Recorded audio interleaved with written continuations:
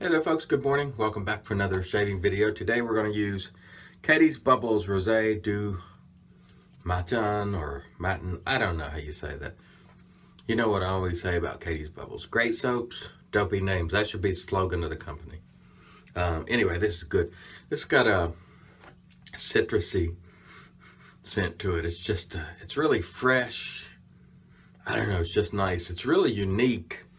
And a lot of the citrus soaps, which I like them all, whether they're similar to others or not, they have some similarities and sometimes they're almost identical. This one isn't. It's got some other stuff going on here. This is the original. It's not the luxury line, but it's really, really good. I really like it. And this is a Shave Max synthetic we're going to use today. And there was a fellow, can't remember his name, who just got into synthetics and wanted to know, how to use it. So I'll sort of demonstrate as we go here. And what I'm going to do is I'm dipping this brush right now in the sink, all right? So it's going to be pretty wet. And I'll just squeeze that water out because you don't need a tremendous amount of water in your synthetic brush. And remember, you can always add more. So then I'll just begin to, load the brush. And I'll continue loading while I'm talking. Don't be afraid to load heavy. You're going to have plenty of soap. It's no big deal. And we'll just continue to load. And I'll load and I'll look at my brush every now and then. That's really not enough for me. So I'll keep going. And what you can also do is, if you find you don't have enough water, just dip the very tips in the water again, which is what I just did. And we'll continue to go. You don't want to get too much water in it because getting a lot of water in the soap itself is not a good thing. And plus I tend to kind of go upside down on it so the water, if it does, it drips out. And I'll continue to swirl here. And you can swirl for, some people count. You don't need to do that. Sometimes I'll even brush the sides there to get a little water on the sides. But you can see now, see that good paste on there? That's plenty. So it doesn't take long. You'll get a good load and you'll be ready to go. It's really, really easy to lather with synthetic brushes. All right, I'm gonna set that down while I wet my face and then we will get going. Stand by. By the way, if you find out it's so pasty that you can't get a good, you can't lather well with it, just dip the very tips, just ever so lightly. And there you go. You'll be able to take off with it. And synthetic brushes are super easy to lather with. So if you're having problems with a synthetic brush lathering, either you got a soap that's difficult to lather or technique. And if you're having trouble with your technique or you're sitting watching TV, just lather in your hand a little bit, or try lathering, just with a soap in front of the mirror and see how it goes. And in time, it just becomes second nature. And as you can see here, with very little effort, you get a nice lather. And I always try to paint it out and sort of even it up a little bit so we don't have huge gobs in some places and not so much in other. But this is a more than adequate lather. Some people like to work it in a lot more. I don't. When it's good, it's good. All right. Today we're going to use the Colonial Razors General right here, which is a nice razor made by the Evans brothers, guys we used to call the Wonder Twins. Anyway, nice razor. I'm using the Feather Super blades, which gives it a little more aggressiveness because this razor is mild. It's very light, mild, but I like it. I've had really good shaves with it. Not the most aggressive of razors, but it's a good shaver. And those guys have a website now, so you can go and check them out. I don't know what the website is, but I saw them posted on Facebook the other day. So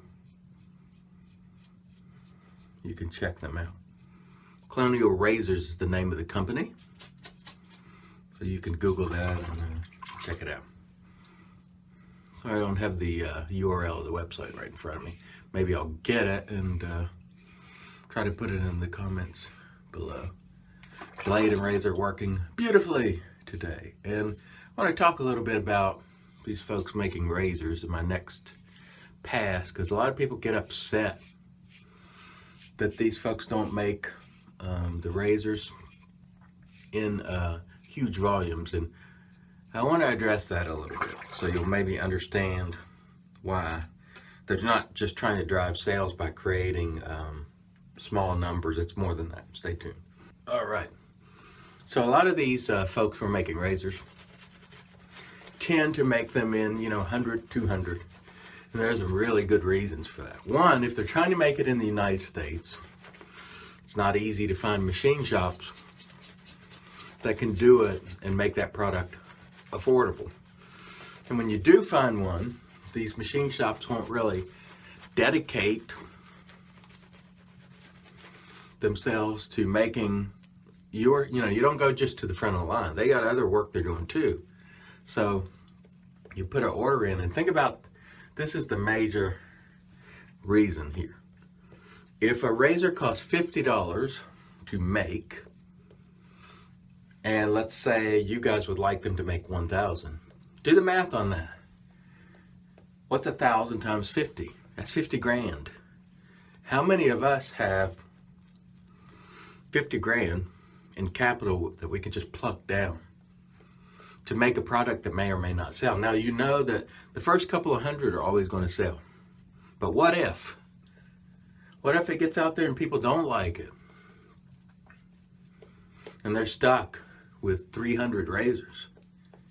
That's a huge loss. So rather than, first of all, a lot of small businesses just don't have that kind of capital.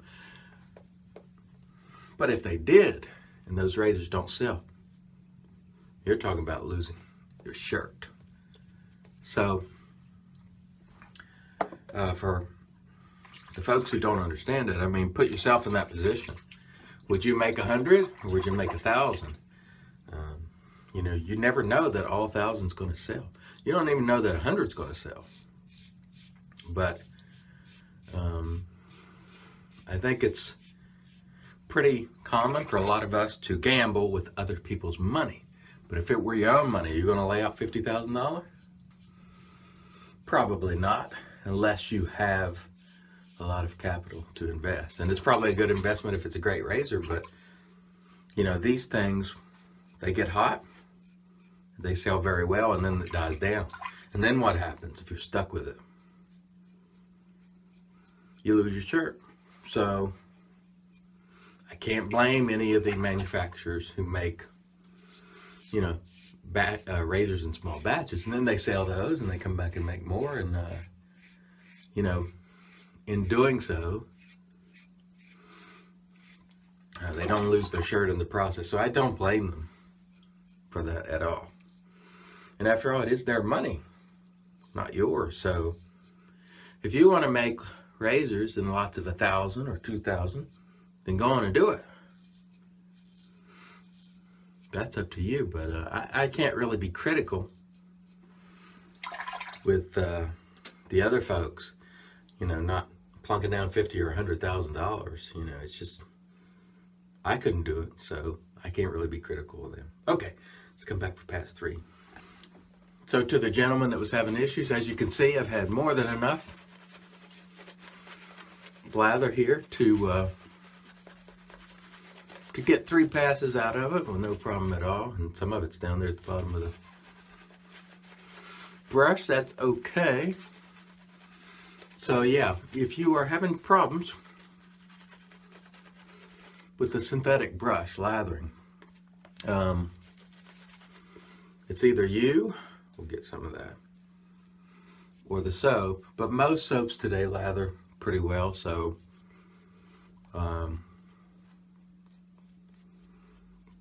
probably not that. Sometimes water can play a factor. It's more difficult to lather with harder water. It is said. I don't know because I don't have it, evidently. My stuff lathers pretty well. But just keep trying, practice while you're watching TV. Sit down, get you a little thing of water, your soap, and lather on your hand or something like that. And see how it goes. And you will, over time, develop a technique. And then once you do, you don't even think about it. You just sort of lather and go. So, All right. And there's plenty of lather here left if I needed to do another pass, which I don't. Colonial razor has done very well. Again, it's light. It doesn't feel like you're using a freaking sledgehammer to shave with. It's on the mild side, which is good for a lot of people. So check them out if you want to. I like them, and they're good guys. They are absolutely just regular guys, you know, that were in the community and decided they were going to make a razor, you know. And they weren't guys that were a member of any elitist clubs or, you know, they just, I mean, just regular guys, period. They didn't look, you know, just great guys in my opinion. So hope they do well, and I hope their razor is selling well, because I have enjoyed it and will continue to enjoy it. Sunday, football day, and I'm looking forward to that. I hope you guys are, if you're a fan of football. If not, I hope you enjoy your Sunday all the same. Oh, by the way, live Q&A at 10:30 Eastern Time today on my Facebook page, which I'll put right there. You just sort of pop in. If you have questions, I'll try to answer them for you. So join me if you want to, and I'll try to answer your questions. And again, in the comments, if you make comments on the videos, sometimes I'll answer, but it's really rare because I really try to channel my comments via email, the Q&As, or my TSE Facebook page. So please understand, I'll probably see your comments, but I won't always respond on the video itself. There's just too many places to comment, and I just can't keep up with it all. All right, that was a great shave. Let's rinse the face, come back with the post. Stay tuned. By the way, I probably should have pointed this out. Chris Cullen soaps are superb, but in his luxury formula, he did change them. Is it night and day difference? No, it's not night and day, but there is difference there. So, you know, it's one of those brands where if you look at that luxury reformulation, it may be worth buying for you, but I got to tell you, the original is darn good too. So it's going to be good either way you go. It's really up to you. If you want a little better post shave, I think the luxury stuff works a little better in that regard, but they're both doggone good. So I'd be remiss, however, if I didn't mention that I thought his luxury formula, if I didn't mention that, yeah, there's definitely some change in there. How much change of it how much change there is, and that experience may vary from person to person. So, you know, beware of that. But definitely a change, and you know, if you want to rebuy that soap in that case, I don't think you'll be disappointed. But you know, I could be wrong. Now, have I bought all of them in the new formula? No, but you know, I may over time, but I have not to date. I've bought a few though, and I've been pleased with those purchases. So just giving you that piece of info.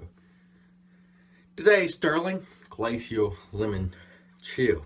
It's still pretty doggone warm here, but I gotta tell you, I'll use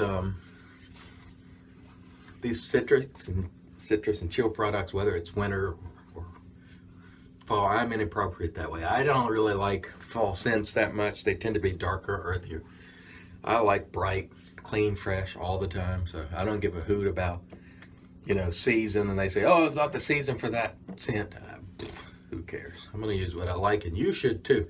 If you like fall scents in the summer, use them. I mean, just be happy regardless. That's the main objective in this game. All right. So we used the General today. It was wonderful. I loved it. And of course, Catie's Bubbles. Dopey names, great soap, as I always say. And once again, it performs in a stellar fashion. I love it. And Sterling Glacial Chill. And this is cold. Let me tell you, my face is cold. It's still in the upper 90s here where I am. So it's still pretty doggone warm. But like I said, I'd use this Glacial Chill even in the friggin' wintertime. You know, it's just me. And again, do it yourself. Just be happy with your gear and what you got, and roll with it, really. So Don't forget, guys, live Q&A, 10:30 Eastern Time today. Check that out, and I will try to answer your questions. You guys keep them up, keep them open, and follow the money to get to the truth. You guys have a great day.